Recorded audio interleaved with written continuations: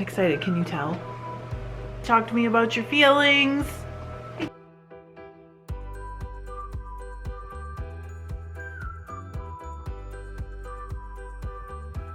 Hi, welcome to FiberLoveDiary. I'm Trish, if we haven't met, and if we have met, welcome back. I'm glad to see you. How's your family? What's going on? How are your New Year's resolutions? I came to show you some fun things that I've been working on. Luther's driving me crazy, chewing on a bone. I'm sorry if you can hear it.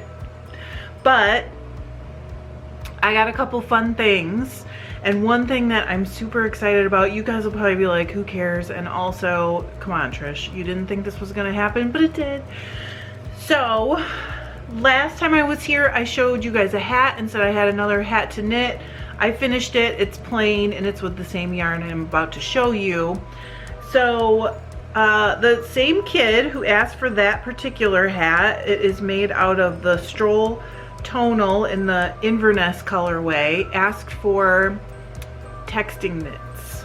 Well, first he asked for fingerless mitts, and then he asked for like texting ones that had the flap over them like glittens. You know I don't like that term, but whatever. So I have one done and I'm so excited. I've never knit these exactly. I've knit fingerless gloves before, and I have actually knit glittens before for our daughter, but I've never knit these exact things, and they are so cool. I hope you can see them against my dark sweater.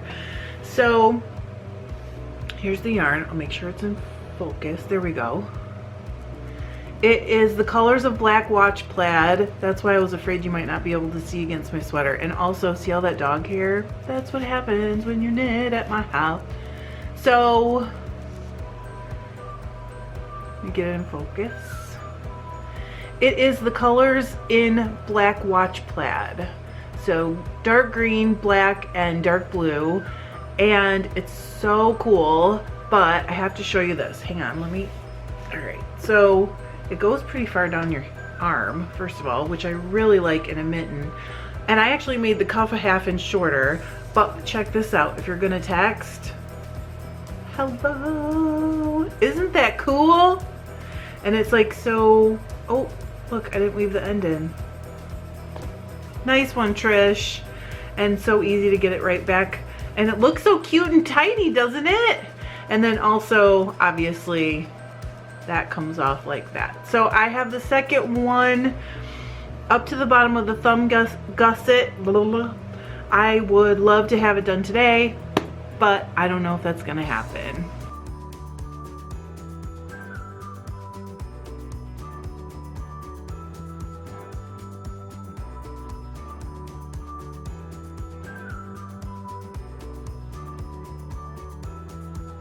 Frankly, I don't love gloves, period. It's all those little ends you've got to weave in, all those little stitches you pick up in between the fingers. You need to make sure you don't leave a little hole, so you have to be like so careful. And it's just like fiddly, but this pattern is called Podsters or the Podster. I can't remember, but I will link it and it's free. So like, it's pretty cute. Look at this cute doop. I love that. Also, this yarn, I guess I'll link to this too because it is so pretty. It almost looks velvety because it's so dark. I love it. So I finished something. Remember that yarn I was spinning for Wild Swan, that shawl? So I had some pictures of the last one that I knit that was hand spun. I did not spin. It was for a friend, and I finished. Everything I have today matches my outfit. I don't know what the deal is with that, but I finished this and I'm kind of in love. It has been given a bath last night and it's completely dry now, so I'm gonna go ahead and wind it soon, but just check that out. I talked about this in the last video and I showed a little bit of the spinning. So it is BFL silk, I think, and it's from Fiber Optic, and it was a gradient dyed top. I almost said roving, but it was a top. And I spun the singles. It took me like 4 weeks because after about the first 16 hours probably of spinning like tiny skinny singles, I felt like I wasn't making progress and I kind of pushed it to the side for a while, but finally yesterday I was plying. And then I was talking about the fact that, okay, so I'm not really a technical spinner per se most of the time. I don't worry about grist and all that stuff. I think of myself as an intuitive spinner, but that's kind of not exactly true because I've been spinning for 12 years and I don't know how many yards of yarn I've spun in my life, but it's a lot. I've been spinning quite steadily for 12 years. I feel like experience factors into what I call intuition that stops me from being such a technical spinner. But spoiler alert, guys, I was worried because I needed 766 yards for that shawl and I got 868, so almost 100 more than I needed. And I'm sorry, just over 100 more than I needed. Math is hard. I think I'm gonna take like 60 yards off the beginning green because that's the one problem with that. Now that I ended up with an extra 100 yards, I need to figure out, do I want it to come off the end? Do I want it to come off each color? Like, how do I want to take that 100 yards off? I think I'm going to take most of it off the light green in the beginning because when the amounts are equal, and I don't know if they really were or not, but when they are and you start a shawl in the middle like with a garter tab and you go like in a little U shape or even in a triangle, a V shape, the first color, if they all have equal yardage, will have like a much taller stripe. And so that way, if I take it off the first color, that stripe won't be like, you know, a third of the shawl or whatever. So that's the plan. But I am so in love with how it came out. I'm so excited that I have enough. There was just like this small little piece of me that's like, Trish, you really should have checked. Why didn't you? If you had, you'd know, but whatever, it worked out, so who cares?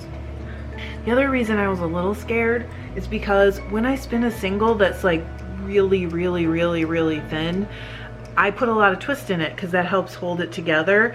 And then when I plied this, it's chain plied. So I did not put quite as much like plying twist in. And if you're trying to knit lace with a yarn that's like way unbalanced, a little bit of unbalance is usually pretty okay, kind of depends, but kind of generally you can do it and then block it and like nobody will ever know that it wasn't exactly perfect. And it's just balanced. It couldn't be any better. I don't know, it's not all getting in the frame, but you can see it's just hanging very straight. So for lace, it's gonna be great. Okay, so I thought I'd also show you guys my next spin. I'm not sure what I'm gonna do with this. Right now I'm leaning towards cowl, but it's gonna depend on how much yardage I get. So in the January Paradise box, we got a blend, and it is called Galaxy from their new Constellation range. And I'm gonna spin this next, but look at, oh, can you see that like iridescent? Oh yeah. I wanted it to go a little further. You get 3 ounces, which is plenty to do a lot of different projects, but I thought maybe I could stretch it a little bit. However, I don't want to disrupt the loveliness that's happening here. I don't want to compete with it. I don't want anything to take away from it. And sometimes I feel like with yarns that are like blended, or it can sometimes take away from the one thing that you want to be the centerpiece, and that is this. So I was in my stash yesterday. I don't even remember why. And I found this, which I think is absolutely perfect to spin a second single and then ply together. It will make it go further, but it won't compete at all. So it is some llama that I got at the retreat I went to in October. It's called Spirit Spin, and it is sort of like a spiritual slash spinning retreat. There are like intuitive collaging. There's like a bunch of different things you can do to kind of, I guess, self-care in the spiritual manner, and it's really amazing. The people, I've not met a person yet where I wasn't like, wow, you're so cool. How did I get in here? But anyway, I did. I paid my money. That's how I got in. But anyways, it's awesome. And last time we had this lady who has a llama farm as a vendor, and I bought 2, what do you call these? Like mini bumps. And it is wait, hang on. It's 6.8 ounces. So I'm gonna take 3 ounces off this, spin it, and then ply it with this. And I think it's gonna be pretty dang amazing. But you guys will get updated on that, so you'll find out. The only thing I'm not sure about is, do I wanna spin this from the fold or just from the end? I don't think I wanna make Rolex out of it to spin, only because I don't want to muddy the colors. They're so pretty. I think I'll be spinning it from the fold. Anyways, I'll film it and you'll see what I end up deciding to do. But I think I'm going to start tomorrow. Oh gosh, probably 2 months ago now, I saw this yarn on a website. It was coming across my feed a ton. And I actually, if you follow me on Instagram, you probably saw these already. They're full of dog hair. That's why I'm like picking at them. I looked at the yarn and it was sold out. And I was like, wow, that's really cool. I think I can do that. And so I had this plan in my head about how I was gonna dye it. And then I was gonna film it, which I did do. And I'm gonna actually put it out in a video later this week, just in case you see this and you're like, ooh, I'd like to learn how to do that. It's not hard. I mean, I think most people could figure it out, but I still, you know me, I film the stuff I'm doing and then I show you, and that's kind of what we're doing here. It's basically like a resist technique, and I can't remember the website where I saw the yarn. I'm sorry, I would direct you guys to it, but again, it was sold out, so you couldn't even get it. And I knit these socks out of it, and it's basically just like a resist technique. I'm gonna have a video out, and I know there's spots where it looks lighter. That's actually just because it's reflecting a lot of light. I'm gonna get in close. So there's actually peach, red, yellow, and purple flecks in it. It turned out so cool. I also dyed a different colorway of it, so you actually get to see that in the video as well. I don't know, maybe you guys aren't interested in that. It's been really interesting to see, like, while I am trying to document my projects, what people talk about, want to see more of. It's been really interesting. There's only one other thing that I actually want to talk to you guys about today. I just got the Knit Picks ebook full of cable and like Celtic knot pattern type things. There's sweaters, there's a poncho, I mentioned it in the last video, there's a capelet, there's hats, wraps, I mean everything. I don't even know how many patterns it is, but it's like 120 pages, I think, 121 pages, I think. And I want to knit everything in it, but I did cast on for the poncho. I cannot remember what the name is, so I'm just gonna have to put it right here.